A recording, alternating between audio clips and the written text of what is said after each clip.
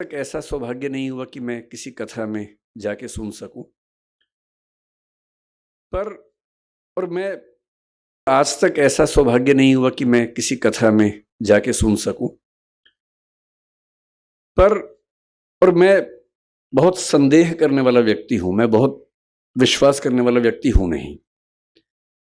मैं ईश्वर को लेके भी उतना आग्रही नहीं हूं।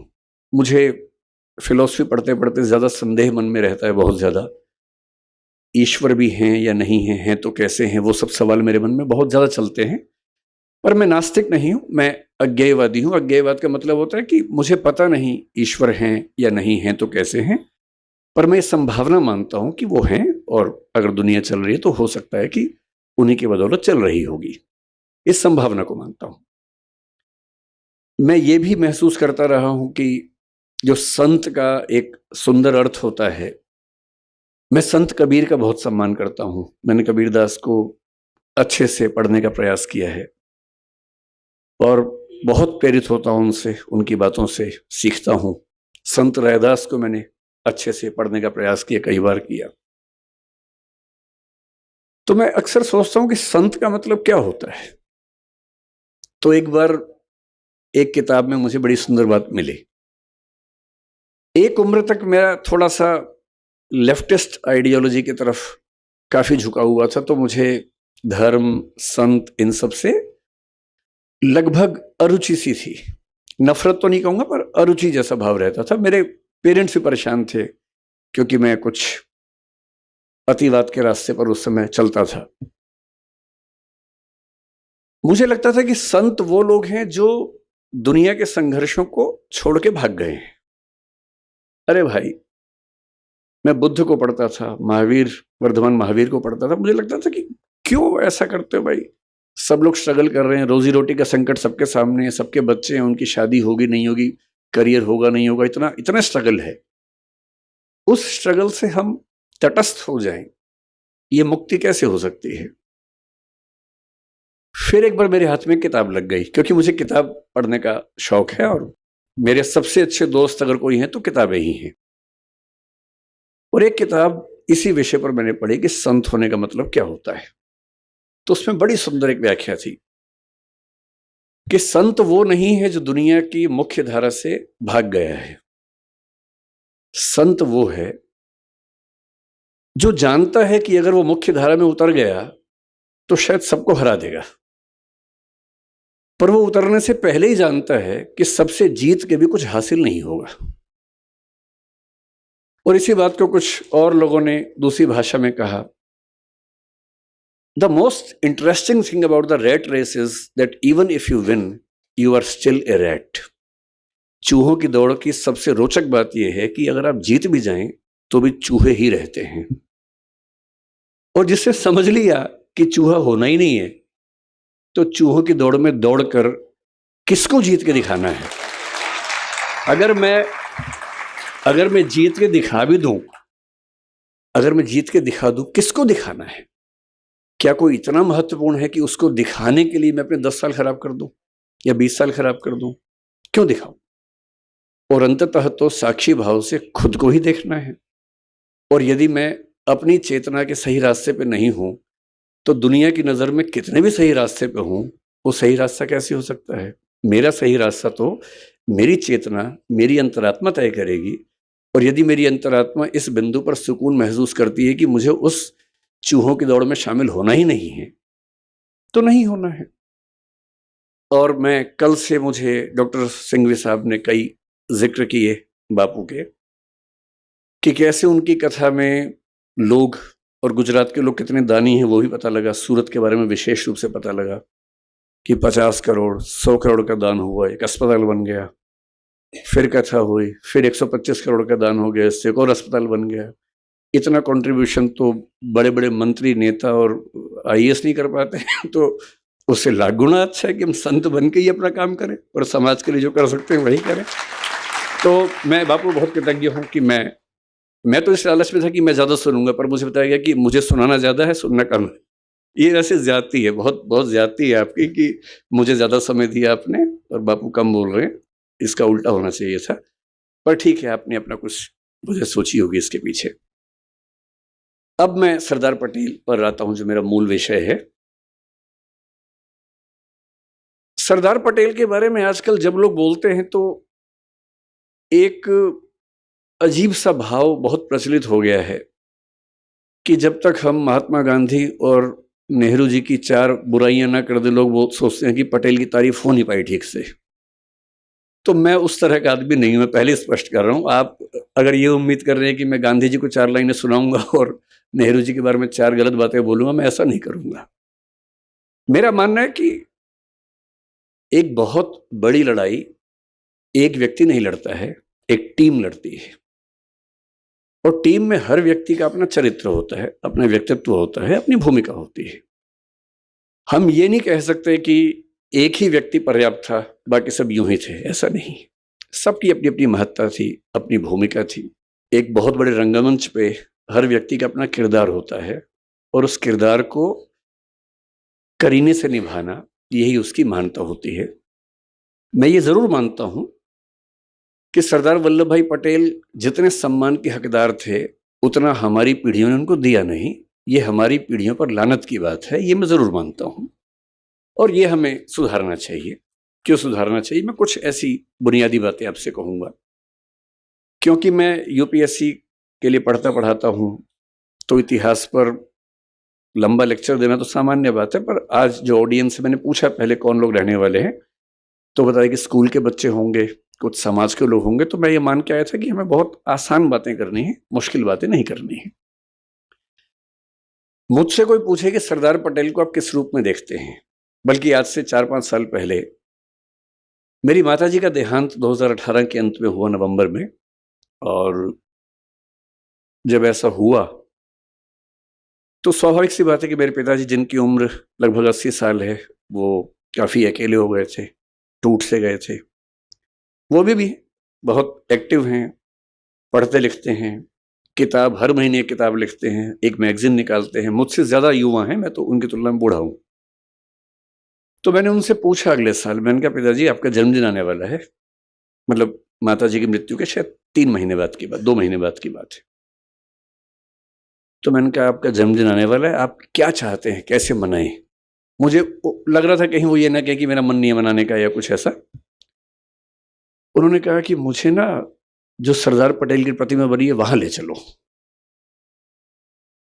तो मेरे मन में इच्छा थी, इसी बहाने उनका मन भी बहला, तो हम वहां गए। और वहां जो बच्चा उस समय एसडीएम था, उसने बड़ा सहयोग किया। आज वो बल्कि आया भी है, शायद मुझसे मिलने भी मिलेंगे मुझे, वो थोड़ी देर में आएंगे। मेरे बड़े अच्छे दोस्त बन गए वहां उस दिन सब लोग। उस दिन में म्यूजियम देखा। करमसद तो मैं अपने पिताजी और माँ दोनों को लेके गया था, पत्नी भी गई थी, सब लोग गए थे उनका घर देखने के लिए। तो कोई मुझसे पूछता है कि सरदार पटेल को लेकर आपके मन में क्या भाव सबसे पहले आता है?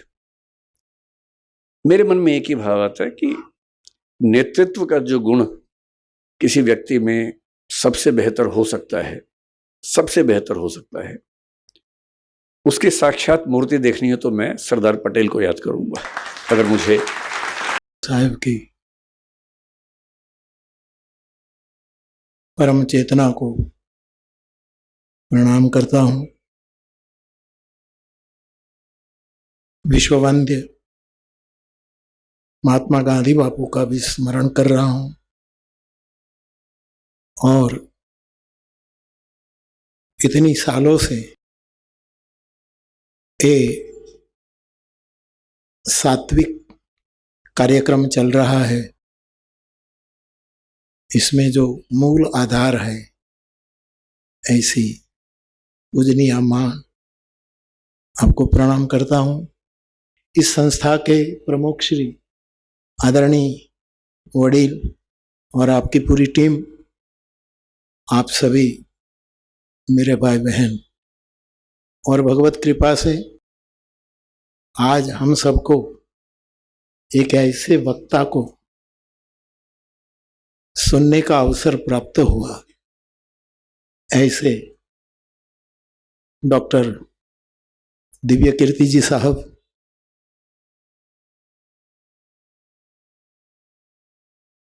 मैं इतनी सालों से निरंतर बोल रहा हूँ और निरंतर वक्ताओं को सुन रहा हूं, लेकिन इतनी मधुर भाषा में किसी को भी जरा ठेस न लगे और डिटेल में जरा भी विषयांतरित हुए बिना जो प्रवचन आज एक श्रोता के रूप में मुरारी बापू ने सुना, ऐसे प्रवचन कम सुनने को मिलता है। ये मेरी श्रवण भक्ति कहती है, क्योंकि समझदारों को श्रवण करना ये केवल सुनना नहीं है, भजन है, भक्ति है। तो मैंने आपको पहली बार अच्छे ढंग से सुना, मैं बहुत प्रसन्नता व्यक्त करता हूं। तो आप सभी को मैं प्रणाम करता हूं। एक शेर सुनाना चाहता हूं कि यहां कोई आया भी है और अभी ठहरा भी है। कोई यहां आया भी है और अभी ठहरा भी है, क्योंकि घर की दहलीज पे उजाला है बहुत। तो सरदार पटेल साहब यहां आए थे और ठहरे भी हैं। आज भी अखबार में मैंने पढ़ा कि कुछ भारतीय अपने भाई बहनों ने ऐसी मांग की है आज, क्योंकि आपका निर्वाण दिन है, कि दिल्ली में सरदार पटेल का कोई ऐसा समाधि स्थान अथवा तो कोई ऐसी जगह होनी चाहिए। वो तो अच्छी बात है, लेकिन इन भाई बहनों को मैं कहूंगा कि वो तो बहुत अच्छी, हम जाएंगे वहीं, लेकिन न हो तो आप बारडोली आ जाना। यहां अनबिल्ट, जिसका कोई नक्शा नहीं है, जिसकी कोई रूपरेखा नहीं है, ऐसा बारडोली स्वयं ये स्वराज आश्रम मेरी दृष्टि में उपाधि का स्थान नहीं है, समाधि का स्थान है। और यहां जो उपाधि प्रगटे तो समझना हम सरदार को समझ नहीं पाए, ये उसकी समाधि का स्थान है। तो ऐसी भूमि पर मैं आता हूं, ये मेरे लिए बहुत मंगल सगुन है। आपने कहा कि इस परिसर में मैंने प्रवेश किया, बच्चों को देखा, ये सब देखा, और आप इससे बहुत आपको अच्छा लगा और दिल खोल कर आपने ये बातें बताई। तो ये स्थान मेरी समझ में, क्योंकि मैं उसी कमरे में इतनी सालों से रह रहा हूं जहां सरदार सोते थे, बैठते थे, सोचते थे कि क्या करना है, तो मेरे लिए ये स्थान स्वच्छ ही नहीं, स्वच्छ तो है ही, डॉक्टर बहुत ध्यान रखती है कमरे का, स्वच्छ तो है ही, शुद्ध भी है, लेकिन मुरारी बापू को कहने दो, मेरे लिए स्थान बहुत पवित्र है। और यहां मुझे बोलना नहीं चाहिए, क्योंकि मैं भी मां की तरह इस संगोष्ठी का एक यजमान हूं। मैं क्या कहूं, और मैं सरदार के बारे में कुछ बातें कर लेता हूं, वो कभी कभी जय भाई को सुनकर, कभी कभी आपने जो किताबों में उल्लेख किया है उसका अवलोकन करके, कभी भद्रायु भाई ने किया हो, कभी गांधी काल के जो वरिष्ठ महानुभावों ने सरदार के प्रति अपना जो भाव पेश किया हो, अथवा तो आदरणीय गुणन भाई शाह ने कुछ बताया हो, ये सब को पढ़ते, अथवा नगीन बापा अथवा माँ से कोई बात करते करते, तो वो मैं अवलोकन करता रहता हूँ। इसमें से जो कुछ मिलता है वो मैं आपके सामने थोड़े समय के लिए पेश कर देता हूँ। रामचरितमानस लेकर दुनिया में घूम रहा हूँ आपकी शुभकामना से। तो मैंने महापुरुषों के बारे में जो कुछ पढ़ा हो, सुना हो, इनमें से एक में निर्णय, मैंने एक मूर्ति गढ़ी है। केवल प्रतिमा नहीं, एक प्रतिभा का दर्शन किया है, जिसमें ये 5 वस्तु हो, वो मेरी दृष्टि में, मेरे लिए एक विभूति कही जाए। 5 वस्तु, जैसे हमारे शरीर में 5 तत्व होते हैं, वैसे कई कई विग्रह में ये 5 वस्तु एक साथ विद्यमान होती। मुझे हिंदी में बोलना है कि गुजराती में बोलना? अच्छा, हिंदी में रखें। हिंदी में हमारा हिंदी गुजराती हिंदी होता है। तो मुझे लगा कि ये 5 वस्तु ऐसी विभूतियों में होती है, और ये 5 वस्तु मुझे सरदार नामक विभूति में भी दिखती है। प्रतिमा तो मैं कई बार कई प्रतिमाओं का अनावरण करने के जाना पड़ता है। प्रतिमा तो किसी धातु से हम बना लेते हैं। श्रीमद् भागवत जी में कई प्रकार की प्रतिमाओं का उल्लेख है कि बालू की आप बना सकते हैं, मिट्टी के। जैसे हम छोटे थे, शिवलिंग बालू का बनाते थे, सावन महीने में फिर विसर्जित कर देते थे। बालू की भी प्रतिमा बन सकती है, मिट्टी की भी प्रतिमा बन सकती, बनाते हैं लोग। धातुओं की बनती है, 5 धातुओं की बनती है। सक्षम लोग स्वर्ण की बना देते हैं, हीरों की बना देते हैं। जगन्नाथपुरी में जगन्नाथ लकड़ी से बने हुई हैं। तो कई प्रकार से प्रतिमा तो बन जाती है, प्रतिभा का क्या? प्रश्न है प्रतिभा कैसे निर्माण। और आपके बारे में जो मुझ कुछ बताया गया, मेरा पहला परिचय है, और मैं कुछ ज्यादा मुझे पता नहीं, लेकिन मुझे जो बताया गया कि आप जो काम कर रहे हैं, जितना आपके बारे में मैंने सुना, बाबा भी बता रहे थे, आप सुनते होंगे, तो मुझे तो ये नसीब नहीं मिला। तो मुझे लगता है कि आप भी विकास मुख से दिव्य मूर्ति का निर्माण करने का एक प्रोग्राम लेकर आएंगे। ये एक सकारात्मक दृष्टि से आप यूथ को जो अपनी ओर खींचते हैं, एक बड़ा यज्ञ कर्म है आपका। उसके बारे में मैं और क्या कहूं। तो प्रतिभा बनाना है, और किस